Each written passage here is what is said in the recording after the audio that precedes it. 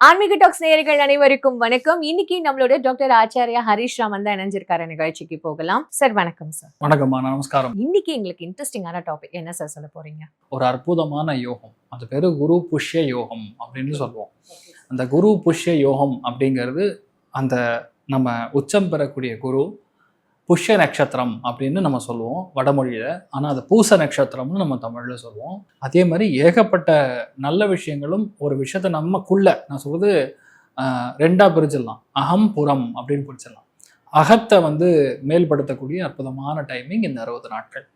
ஒன்று. இன்னொரு ஆங்கிளில் நம்ம ஆட்களுக்கு அதெல்லாம் பக்கத்தில் வைங்க சார், நமக்கு என்ன நடக்கும், 12 ராசிக்கு ஏதாவது தேருமா தேராதா அப்படின்னு கேட்கக்கூடிய நபர்கள் தான் அதிகமாக இருப்பாங்க. அதனால நான் ஒன்றே ஒன்று தான் சொல்லேன், 3 ராசிகளுக்கு ஜாக்பாட்னு சொல்லலாம். அதில் முதல் கடகம், விருச்சிகம், மீனம். இந்த 3 ராசிகள் கண்டிப்பாக வெளியூர் போகிறது, வெளிநாடு போகிறது, ஃபேமிலி செட்டில் ஆகிறது, குழந்தை பிராப்தம் ஆகிறது, மன நிம்மதி கொடுக்கறது, எல்லாத்துலேருந்து பிரச்சனைகள்லேருந்து வெளிப்படக்கூடிய, மெயினாக வேலையில் நிரந்தரத்தன்மை கொடுக்கக்கூடிய அற்புதமான ஒரு தருணம். ரிஷபம், கன்னி, மகரம், இவங்க அத்தனை பேருக்கும் வாழ்க்கை துணைக்கு பெரிய அதிர்ஷ்டத்தை கொடுக்கும். வீடு வாங்குறது, நிலம் வாங்குறது, சொத்துக்கள் வாங்குறது, பொருளாதாரத்தில் முன்னேற்றத்தை கொடுக்கறது, அம்மாவுடைய ஹெல்த்தில் நல்ல முன்னேற்றம் கொடுக்கறது, பிரச்சனைகள்லேருந்து ஓய்வதுங்கிற மாதிரி கம்ப்ளீட்டாக ஒரு சேஞ்சு இந்த 3 ராசிகளுக்கும் ஏற்படும். மிதுனம், துலாம், கும்பம், இவங்களுக்கு பணம் எங்கிறது வரும்னு தெரியாது, பஞ்சா பறந்துட்டு வரும். தன குடும்ப வாக்குஸ்தானத்தில் இந்த மாதிரி காம்பினேஷன் குரு புஷ்ய யோகம் ஏற்படுது அப்படின்னா, நின்று போன பணம், வராத ஃபேமிலி, விட்டு போன ஹஸ்பண்டு, விட்டு போன ஒய்ஃபு, இந்த மாதிரி இவங்கெல்லாம் ஒன்று சேரக்கூடிய ஒரு பிராப்தம் அப்படிங்கிறது வரும். 6ஆம் இடம் 10ஆம் இடம் ஆக்டிவாக இருக்கனால அடுத்த 2 மாதம் வேலையில் நீங்கள் தான் நம்பர் 1, நீங்கள் தான் ராஜா, நீங்கள் தான் ராணி. அது மிதுனம், துலாம், கும்பத்துக்கு ஏற்படக்கூடிய வாய்ப்புகள் மிக மிக அதிகம். 12 ராசிகளுக்கும் குரு புஷ்ய யோகம் தரும் 6 அற்புத பலன்கள் என்னன்றத பார்க்கலாமா?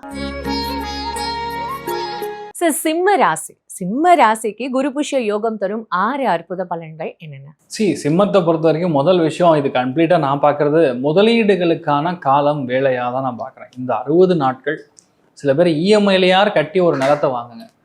நிலத்தில் முதலீடு பண்ணுறது இந்த டைம் பீரியடில் ரொம்பவுமே அத்தியாவசியம். யாரெல்லாம் ஒரு வேளை இந்த ஃபீல்டு மாறணும், எனக்கு வேலை பிடிக்கல, வேலை மாறணும், முடிஞ்ச அளவுக்கு நான் வேறு ஊருக்கு போய் செட்டில் ஆகிடணும். இப்போ இந்த டைம் பீரியடில் நிறைய பேர் ஃபாரின்லாம் பிஆர் போட்டு வெயிட் பண்ணிட்டு இருப்பாங்க. எனக்கு கிடைக்குமா, பிஆரோட சேர்ந்து வேலையும் கிடச்சி போகுமா, இல்லை அங்கே போய் வேலை தேடணுமா. இந்த மாதிரி குறிக்கோள் இருக்கக்கூடிய சிம்மராசி நண்பர்களுக்கு 80% ஃபாரினுக்கான ஆப்பர்ச்சுனிட்டி கண்டிப்பாக கிடைக்கும். ஏகப்பட்ட பேர் கண்டிப்பாக வேலையை மாறியே தீர்வீங்க. ஏன்னா 12ஆம் இடத்துல குரு புஷ்ய யோகம் ஏற்படுது. நல்லா புரிஞ்சுக்கணும். இந்த 12ஆம் இடம் அப்படின்னாவே அயன சயன போக விரயஸ்தானம். 2வது மறைமுகமாக இருக்கக்கூடிய ஸ்தானம். அப்போ ஊரை விட்டு வெளியே போகிற மாதிரி, வெளிநாட்டில் போய் நம்ம குடியுரிமை வாங்குற மாதிரி, வெளிநாடு வாழ் நபர்களுக்கு அங்கே புதுசாக தொழில் ஆரம்பிக்கிற மாதிரி, படிக்கக்கூடிய குழந்தைகளுக்கு வேற ஊர் வேற ஸ்டேட்டில் உங்களுக்கு இன்ஃபேக்ட் உங்களுக்கு இது கிடைக்கக்கூடிய சீட்டு கிடைக்கக்கூடிய வாய்ப்புகள், அங்கே உங்களுக்கு மெரிட் சீட் கிடைக்கக்கூடிய வாய்ப்புகள், நம்ம இடத்த வேற இடத்துக்கு மாறுற மாதிரி. சில பேர் இருக்கிற கடையை வேற இடத்துக்கு மாற்றுவாங்க. சில பேர் இருக்கிற வேலையை விட்டுட்டு வேற ஒரு வேலைக்கு ஜம்ப் அடிப்பாங்க. நைட் ஷிஃப்ட் இல்லாமல் டே ஷிஃப்ட்டுக்கு மாறுவாங்க. இந்த மாதிரி விஷயங்கள் எல்லாமே சிம்மத்துக்கு மிக மிக அதிகமாக நடக்கும். ஆனால் நான் சொல்லக்கூடியது, இந்த குரு புஷ்ய யோகத்தை சிம்மராசி நண்பர்கள் ஒரு நகைச்சீட்டு போடுங்க. நான் சொல்கிறது ரொம்ப பேசிக்காக சொல்லுது. ஒரு 500 ரூபா 1000 ரூபா கட்டி மாதம் ஒரு நகைச்சீட்டு மாதிரி போடுங்க. நகைச்சீட்டு தான் போடணும், சீட்டு போடக்கூடாது. குரு உச்ச பலனில் இருக்கும்போது அது தங்கமாக நமக்கு மாறணும். இல்லையா, ஒரு நிலம் வாங்கணும், கொஞ்சம் கொஞ்சமாக சேமித்து வச்சு ஒரு நிலத்தில் இன்வெஸ்ட் பண்ணி நல்லா டாக்குமெண்ட்லாம் வெரிஃபை பண்ணி கரெக்டாக அதை பிளான் பண்ணிங்கன்னா நிலத்தில் முதலீடு பண்ணலாம்.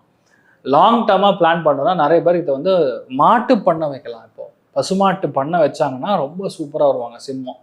2வது இருக்கிற வீடை மாற்றணும்னா, இப்போ வேறு இடத்துக்கு நீங்கள் வீடு மாறக்கூடிய ஒரு பிராப்தம் ஏற்படுதுன்னா, அந்த நதி பக்கத்துலேயோ ஃப்ரெஷ் வாட்டர் இருக்கும், அந்த மாதிரி இடத்துக்கு நீங்கள் குடிபெறக்கூடிய வாய்ப்புகள் சிம்மத்துக்கு ரொம்ப அதிகமாக இருக்கும். நைட்டு தான் சார் என் வேலையை, டே டைம் வேலையே இல்லை சார், எனக்கு என்னோடய மெட்டபாலிசம் டோட்டலாக கெட்டு போச்சு அப்படின்னு சொல்லக்கூடிய சிம்மராசி நண்பர்களுக்கு இப்போது டைரெக்டாகவே புது வேலைக்கு இன்ஃபேக்ட் டே ஷிஃப்ட் பார்க்குற மாதிரி இருக்கக்கூடிய ஒரு டைம் பீரியடில் ஆரம்பிச்சாங்கன்னா கண்டிப்பாக நல்லாயிருக்கும். என்ன பண்ணுறீங்களோ இல்லையோ, சிம்ம ராசி நண்பர்கள் கண்டிப்பாக ஸ்டாமினா இன்க்ரிமெண்ட் கண்டிப்பாக பண்ணி ஆகணும். ஏன்னா இந்த குரு புஷ்ய யோகத்தில் கன்ஜங்க்ட் ஆகும்போது உடம்புல அயர்ன் சத்து குறையும். அதனால் கண்டிப்பாக அயர்ன் இன்டேக், விட்டமின் இன்டேக் கண்டிப்பாக சிம்மராசி நண்பர்கள் அதிகமாக பண்ணணும். என்ன பண்ணாலும் கோவிலுக்கு போகிறது மறந்துடாதீங்க. விரயஸ்தானத்தில் குரு புஷ்ய யோகம் ஏற்படும் போது ஆலயம் கண்டிப்பாக ஒரு நாளார் கால் மிதிக்கணும் நீங்கள். அப்போ 60 நாட்களும் காலையில் 6 to 7 ஏதோ ஒரு கோவில், உங்கள் வீட்டு பக்கத்தில் கூடிய அம்பாள் கோவிலுக்கார போங்க. பெரிய மாற்றங்கள் சிம்மராசி நண்பர்களுக்கு இருக்க போகுது. இப்போ என்னன்னா, இவங்க லோன் அப்ளை பண்ணாங்கன்னா எக்ஸ்ட்ரா வட்டி கிடைக்கும். அதாவது இன்னொரு கான்செப்ட்ல இருக்கு. காலபுருஷனுக்கு 4ஆம் வீடா இருக்கறனால இந்த வீடு ஆல்ரெடி லோன் வாங்கியிருப்பாங்க. இப்போ அந்த வீடு லோன் வாங்கி 10 வருஷம் ஆயிருக்கும், இல்லை 5 வருஷம் ஆயிருக்கும். அந்த வீட்டுடைய ரேட்டு அடுத்த லெவலுக்கு அப்கிரேட் ஆயிருக்கும். அதை பேங்க்ல போய் பிளட்ஜ் பண்ணும்போது அப்டேட் லோன் கிடைக்கும். அதை எடுத்து இவங்களுக்கான நிறைய கடனை வந்து க்ளோஸ் பண்ணக்கூடிய ஒரு வாய்ப்புகள் கூட இந்த கால நிலைமைகள் ஏற்படும். அப்போ கண்டிப்பாக ஒரு கடன் வாங்கக்கூடிய ஒரு நிலைமையும் வரும். இப்போ என்னன்னா, உங்கள் உழைப்புக்கு ஏற்ற ஊதியம் கிடைக்கும்.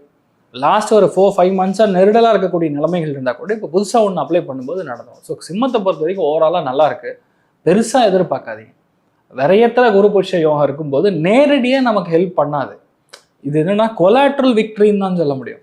யாருக்கோ நடக்கும், யாரோ அங்கே நடக்க வேண்டியது நமக்கு நடந்துச்சு. எதிர்பாராது நடக்கக்கூடிய ஒரு யோகமாக இந்த ஒரு சிம்ம ராசிக்கு இந்த 60 நாட்கள் உங்களுக்கு பெரிய ஒரு யோகத்தை கொடுக்கும். ஏன்னா அஷ்டமத்தில் சனி, விரயத்தில் குரு புஷ்ய யோகம் எதுவுமே நேரடியாக உங்களுக்கு ஹெல்ப் பண்ணாது, மறைமுகமாக தான் ஹெல்ப் பண்ணும். சர்வீஸ் ஓரியன்ட் இண்டஸ்ட்ரி இதெல்லாம் உங்களுக்கு பெரிய அளவுக்கு வெற்றி கொடுக்கக்கூடிய ஒரு காலகட்டம். வீட்டில் தூக்கத்தை எதிர்பார்க்காதீங்க. நிறைய ட்ராவல் இருக்கும். ஆனால் கண்டிப்பாக அதுக்கான ஒரு ஊதியம், அதுக்கான ஒரு பெரிய சம்பளம், இன்ஃபேக்ட் புது ஃபீல்டு, புது ஜாபு, புது செக்டார் என்ன நீங்கள் பிளான் பண்ணாலும் நடக்கும். அந்த அளவுக்கு உங்களுக்கு திவ்யமாக இருக்கக்கூடிய ஒரு காலகட்டம் தான் சிம்மத்து. சார் சிம்மராசிக்கு இவ்வளோ சொல்றீங்களே, அப்போ இவங்களுக்கு கடன் பிரச்சனை தீருமா சார்? அதுதான் நான் சொன்னேன். அதாவது என்ன, எக்ஸிஸ்டிங் கடனை நீங்கள் அப்டேட் பண்ணி வாங்கிட்டு சில்லறையாக நிறைய இடத்துல இஎம்ஐ கட்டுவீங்களா, அந்த கடன் எல்லாத்தையும் க்ளோஸ் பண்ணி ஒரே கடனாக வச்சுக்கக்கூடிய நிலைமை தான் இந்த கடன் வாங்கக்கூடிய. ஏன்னா குரு புஷ்ய யோகம் வந்து கெடுதல் பண்ணக்கூடிய கடனாக இருக்காது.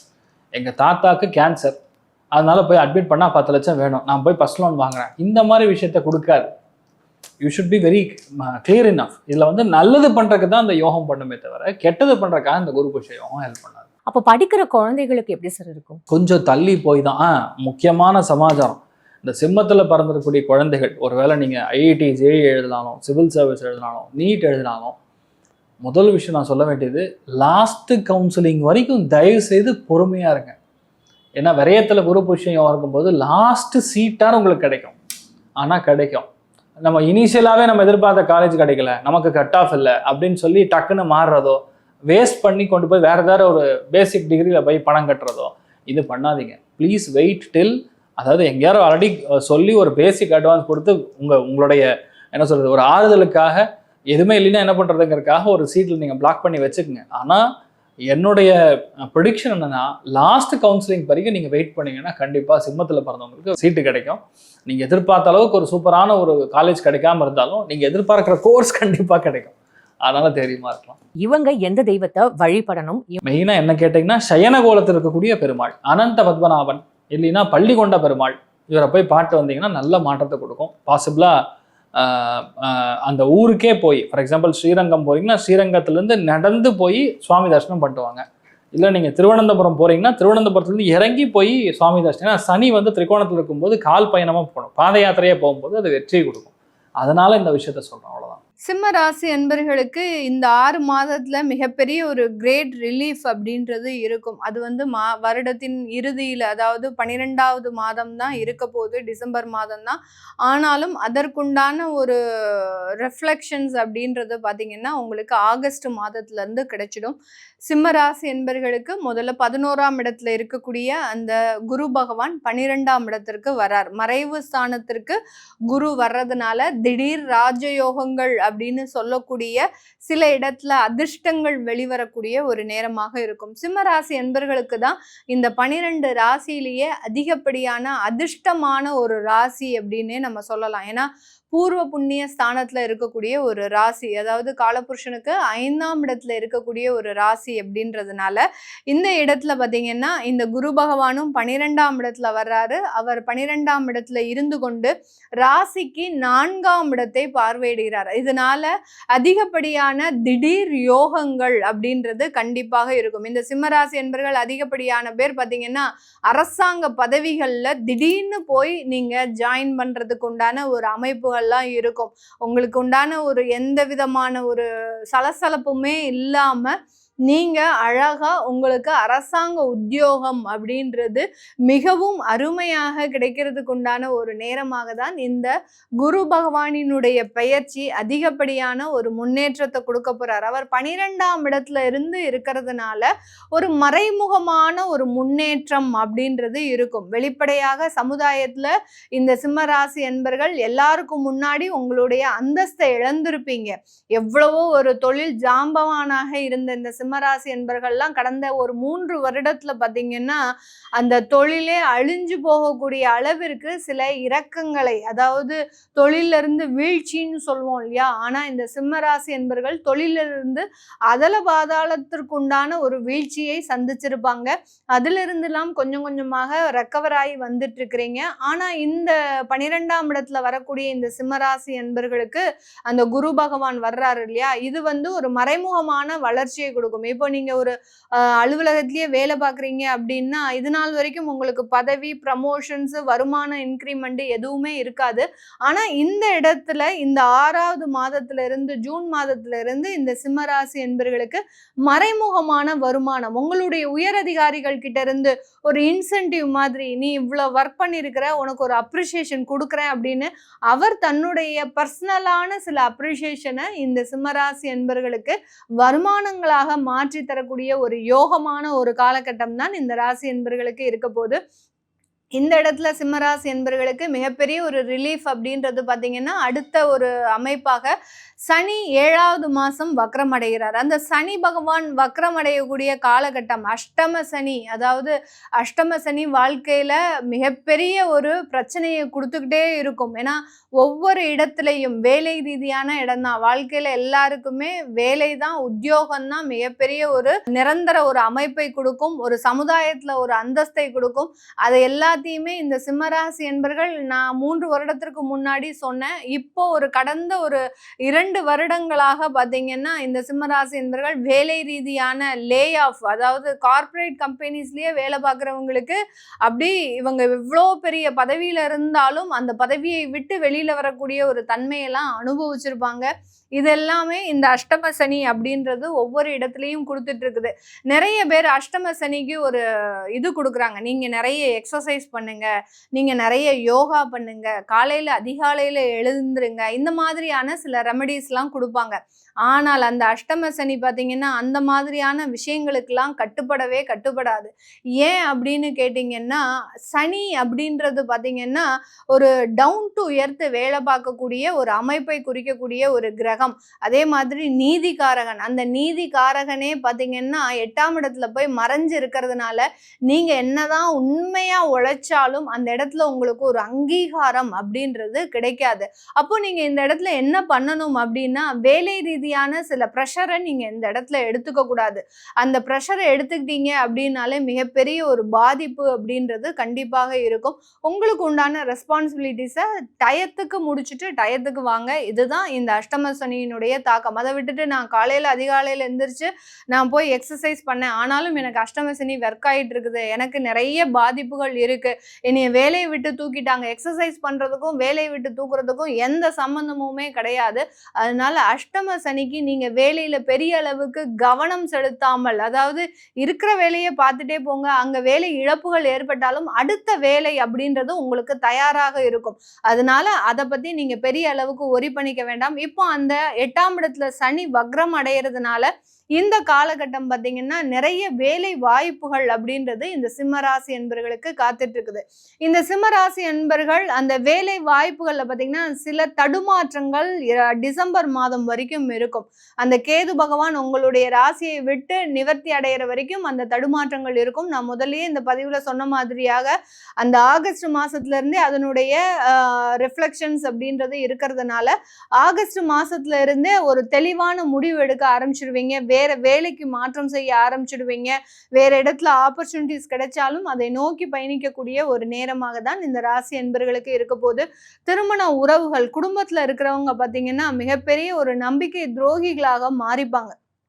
என்ன மேடம் இவ்வளவு ஒரு அப்பட்டமா வெளிப்படையா சொல்றீங்க அப்படின்னு கேட்டீங்கன்னா இந்த சிம்மராசி என்பர்கள் கடந்த ஒரு 2 வருடத்துல பாத்தீங்கன்னா குடும்பத்துல இருக்கக்கூடியவர்கள் மிகப்பெரிய ஒரு ஏமாற்றத்தை சந்திச்சிருப்பாங்க. அதாவது கணவன் மனைவி மூலமாக, மனைவி கணவன் மூலமாக, அடுத்து குடும்பத்துல இருக்கிறவங்க பெற்றோர்களினுடைய தொந்தரவுகள் இப்படின்னு ஒவ்வொருத்தரும் ஒவ்வொரு ஒரு உறவுகளால மிகப்பெரிய ஒரு நெருக்கடியை இந்த சிம்மராசி அன்பர்கள் அனுபவிச்சிருப்பாங்க. இது எல்லாமே நிவர்த்தி அடையக்கூடிய ஒரு நேரம். அந்த குரு பகவானினுடைய மாற்றங்களும் இந்த கேதுவினுடைய டிரான்சிட்டும் பார்த்தீங்கன்னா குடும்பம் ரீதியான சில பிரச்சனைகள் இருந்து வழக்குகள் இருந்து நிவர்த்தி அடையக்கூடிய ஒரு நேரமாக இருக்கும். அடுத்து பார்த்தீங்கன்னா 2வது திருமணம் அப்படின்ற ஒரு விஷயம் இந்த காலகட்டம் முயற்சி எடுக்கக்கூடிய ஒரு தருணம். இந்த ராசி என்பர்கள் இவர்களினுடைய ஜாதகத்துல நம்ம இப்ப சொல்லிட்டு இருக்கிறது எல்லாமே கோச்சார நிலவரப்படி உங்களுடைய ஜாதகத்துல 2வது திருமணம் அப்படின்ற ஒரு அமைப்பு இருந்தால் மட்டும்தான் அதை செய்ய முடியும்.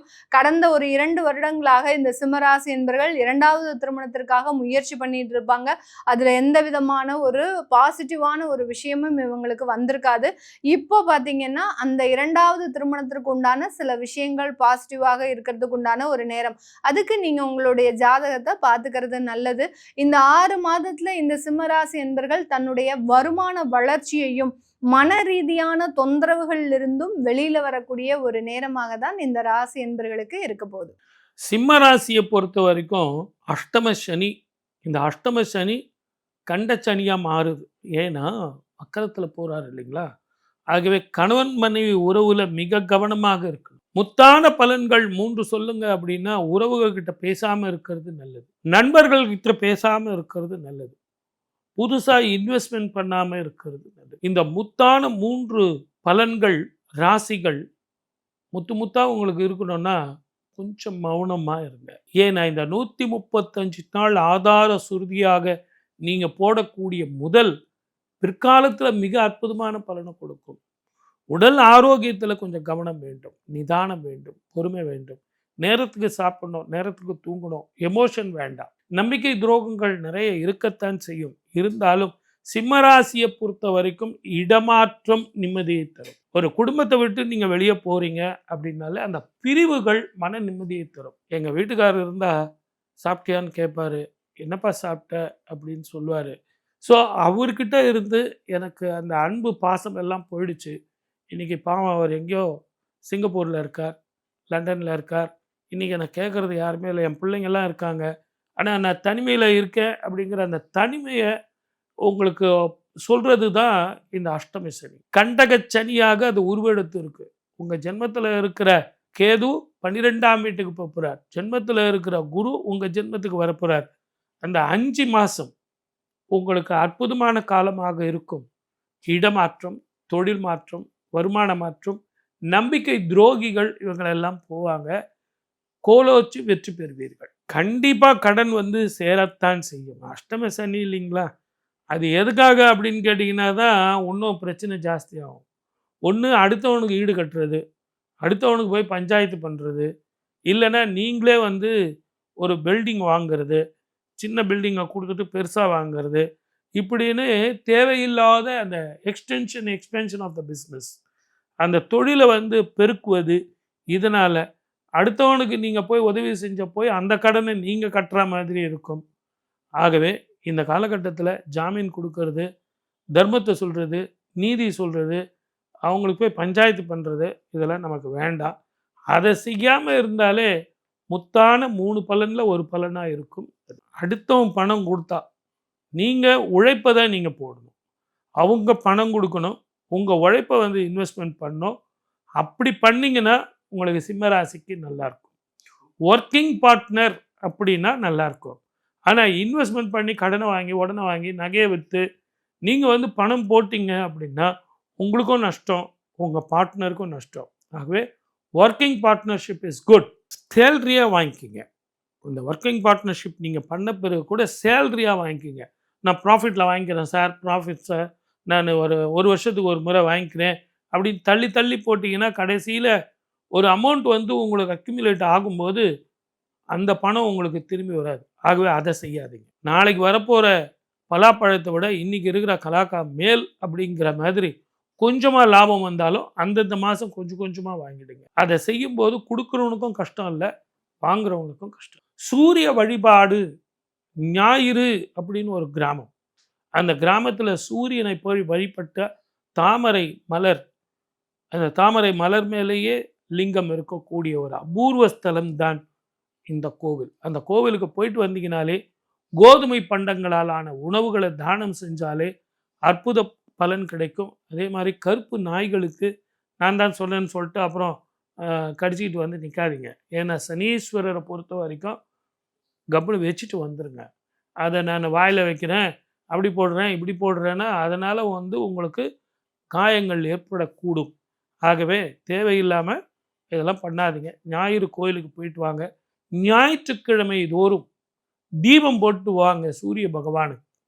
இதை போட்டு வந்தீங்கனாலே மன தைரியம், மனோ நிம்மதி, சந்தோஷம் இது அத்தனையும் வரும். சிம்மராசி அன்பர்களுக்கு நடக்க இருக்கக்கூடிய அந்த சனியுடைய வக்ர பயிற்சி என்ன மாதிரி பலன் கொடுக்க போகுதுன்னு தான் நம்ம பார்க்க போகிறோம். அதாவது சனியுடைய வக்ர காலம் எப்போ இருந்து எப்போ வரைக்கும் அப்படின்னா ஜூலை 15ஆம் தேதி ஆரம்பித்து நவம்பர் 30ஆம் தேதி வரைக்குமான காலம் தான் வந்து சனி வக்ர நிலையில் இருக்க போகிறார். இந்த வக்ர நிலை இந்த நாட்களில் கணக்கில் பார்த்தீங்கன்னா 138 நாட்கள் வந்து வக்ர நிலையில் இருக்க போகிறார். இந்த 138 நாட்களில் வாழ்க்கையில் என்னென்ன நிகழ்வுகள் நடக்க போகுது, என்னென்ன விஷயங்கள் நல்ல விஷயங்கள் நடக்க போகுதுன்னு நம்ம பார்க்க போகிறோம்.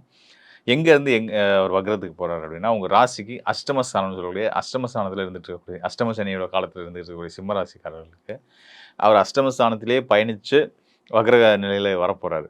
அதாவது பொதுவாக வந்து ஒரு சனியாகட்டும் எந்த ஒரு கிரகமாகட்டும் வக்ரத்துக்கு போகும்போது அடுத்த ராசிக்குள்ளேயே என்டர் ஆகிடுவாங்க. இப்போ மீனத்தில் இருக்காருன்னா கும்பத்துக்கே ரிவர்ஸில் வந்துடுவாங்க. அப்படி இல்லாமல் இப்போ வந்து மீன ராசிக்குள்ளேயே அவர் ரிவர்ஸில் வந்துட்டு இருக்கிறாரு. அதுக்குள்ளே இருந்துட்டு அதுக்குள்ளே இருக்க காலத்துக்குள்ளேயே வந்து கும்பத்தை தொடுறதுக்கு முன்னாடியே அவர் வந்து வக்ர நிவர்த்தி அடைஞ்சிருவார். அதனால் வந்து சிம்மராசிக்காரர்கள் வந்து அஷ்டமஸ்தானத்தில் இருக்கக்கூடிய சனியை நினச்சி பொதுவாக பயந்துட்டு இருப்பீங்க, சங்கடப்பட்டுருப்பீங்க. 8ஆம் இடத்து சனி என்னென்ன தொந்தரவுகளை செய்யுமன்ற ஒரு வருத்தத்திலையும் கவலையில் இருந்துட்டு இருப்பீங்க. நான் பல இடங்களில் பதிவு பண்ணியிருக்கேன்.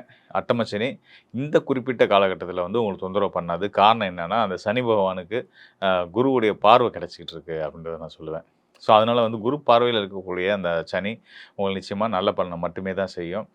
கூடுதல் சிறப்பாக வந்து பார்த்திங்கன்னா அவர் வக்ரத்துக்கு போகிறதுனால ஏதாவது நெகட்டிவான விஷயங்கள் இருக்குமானா, வக்ரம்ன்ற வார்த்தை வந்து நம்ம மனசில் எல்லாத்துக்குமே வந்து ஒரு தப்பான வார்த்தையாக பதிவாயிருக்குது. இதுதான் பிரச்சனையை தவிர்த்து வக்ரத்துக்கு போகிறதுனால எந்த ஒரு கிரகமும் கெட்டது செய்யாது. இந்த வக்ர நிலையில் இருக்கும்போது வந்து பார்த்திங்கன்னா தான் கொடுக்க வேண்டிய ஆதிபத்திய பலன்களை ரொம்ப சிறப்பாக்கி கொடுக்க போகிறாங்கன்னு தான் அர்த்தம். இங்கே சனி வந்து உங்கள் ராசிக்கு 2 ஸ்தானத்துக்கு அதிபதியாக வராது. அது 6ஆம் இடம் மற்றும் 7ஆம் இடத்துக்கு அதிபதியாக வராரு. ஸோ இதில் 7ஆம் இடம்ன்றது கலத்திரஸ்தானம், 6ஆம் இடம்ன்றது ருணரோக சத்ருஸ்தானம். இந்த 6-7 தொடர்பில் வரக்கூடிய சனி பகவான் 8ஆம் இடத்துல இருக்கிறாரு. இப்போ 6ஆம் இடம் அப்படின்றது ஒரு அசுபஸ்தானம், ஒரு மறைவு ஸ்தானம். அந்த அசுபஸ்தானம் மறைவு ஸ்தானத்துக்கு அதிபதியான சனி பகவான் 8ஆம் இடம்ன்ற இன்னொரு அசுபஸ்தானத்தில் போய் மறைகிறது கெட்டவன் கெட்டிடில் கிட்டிடும் ராஜயோகம்ன்ற அடிப்படையில் சனியாலேயும் உங்களுக்கு நல்ல பலன்கள் கிடைக்க போகுது அப்படின்றது தான் உண்மை. நம்ம விதிப்படி 8ஆம் இடத்துல சனி இருந்தால் தொந்தரவு தான். ஆனால் இங்கே விதி விலக்கை நம்ம பார்க்கணும் இல்லையா? விதி விலக்கை பார்க்கும்போது வந்து சனி வந்து உங்கள் ராசிக்கு 6ஆம் இடத்துக்கும் அதிபதியாக வராரு. அப்போ 6க்குரியவன்ற ஒரு கெட்டவன் அப்படின்னா அவர் 8ஆம் இடம்ன்ற இன்னொரு கெட்ட ஸ்தானத்துக்கு போயிட்டாருன்னா கெட்டு போயிட்டாருன்னு அர்த்தம். கெட்டவன் கெட்டிடில் கிட்டிடும் ராஜயோகம்ன்ற அடிப்படையில் சனியாலேயே உங்களுக்கு ராஜயோகங்களே கிடைக்க போகுது அப்படின்றதான் உண்மை. அதுக்கு இன்னொரு வலு சேர்க்கிற விதமாக தான் வந்து குருவுடைய பார்வையிலையும் சனி இருந்துட்டு இருக்கிறாரு. குரு வந்து உங்கள் ராசிக்கு 12ஆம் இடத்துல உச்சம் பெற்ற நிலையில் இருக்கிறாரு. உச்சம் பெற்ற நிலையில் இருக்கக்கூடிய குருவுடைய பார்வை, அனுகூல பார்வை வந்து 9ஆம் பார்வை வந்து அட்டமஸ்தானத்தில் இருக்கக்கூடிய சனிக்கு கிடச்சிட்ருக்கு.